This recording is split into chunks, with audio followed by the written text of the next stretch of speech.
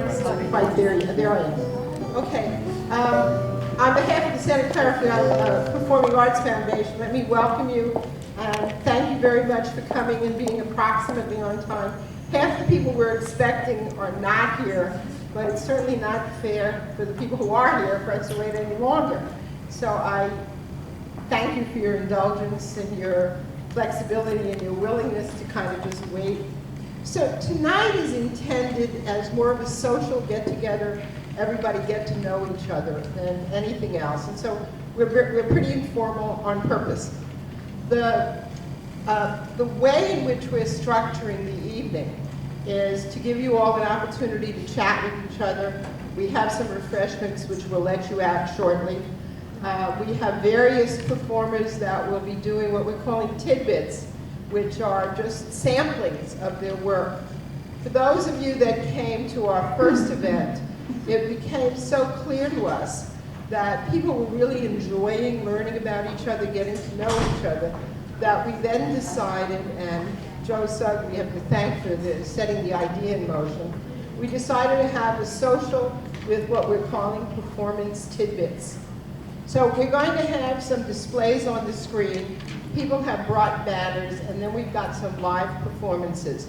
While the displays are on the screen, feel free to go get food, move around, do whatever. But for the live performances, please be respectful, take your seats, and let them perform with a true audience.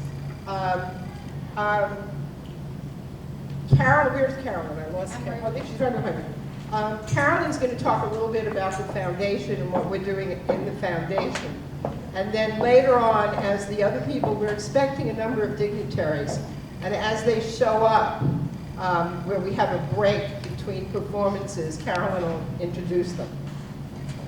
Well, thank you for coming. You have to be closer to that one. Okay, I just don't want to make too much noise. I'd like to welcome you to the first ever Arts Tidbits from the Santa Clara Performing Arts Foundation. And let me tell you a little bit about us. We are just about 1 year old. And we started last summer with a mission of fostering the performing arts in the city of Santa Clara because, quite frankly, when you say performing arts, city of Santa Clara, that doesn't, excuse me, bring the kind of recognition, say, that Ashland has, or Broadway. We know that the city of Santa Clara is at a turning point in its life, the stadium going up. There's a huge amount of interest in developing an entertainment district in the city.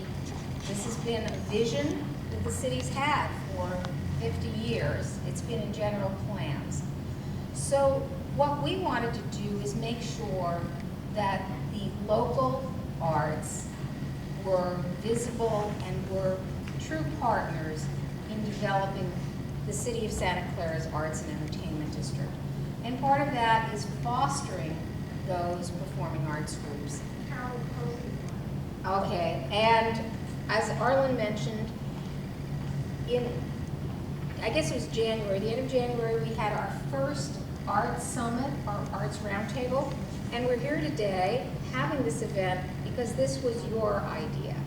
It was, the artists wanted to share with each other and to build some synergy. I hope there's going to be some great ideas for performances and shows that come out of this evening. But I'd like to thank you all for being here, and I guess, Arlen, should I be introducing the first act? Are we ready to go here? We're ready for this San Jose dance video. Okay, well, our first, Rick Falcon. right, our first entertainment is going to be San Jose Dance Company. And we have a co-founder, Gary Masters, here. This is a company that is celebrating its 10th anniversary and is a modern dance company that's devoted to the works of Jose Limon. And without any ado, I will turn you over to Gary Masters, who can tell you much more about that than I can. It's great to be here. I wish that we could have live performance, but this is second best. And a little bit of what you're going to see is from our 10th anniversary, which we celebrated at the California Theater in downtown San Jose last October. And in a way, like what this organization is trying to do, S.J. Dance Co. felt that it needed to have more arts in this region. There are, of course, lots of things going on that many of us know about, and there are many more things that go on that no one knows about or has only heard about. So, in 10 years, how many of you have heard of San Jose Dance Company, S.J. Dance Co.? All right, yay, that's great, that's great. So that makes me happy and positive about the future. We have been, for the past 5 years, acquiring works from a master choreographer by the name of Jose Limon. I studied under Jose in New York, danced in his company for many years. But S.J. Dance Co. is really a combination of bringing the classic modern dances back, reviving them so that future generations can see them, much like being able to see a great painting or hear a great piece of music.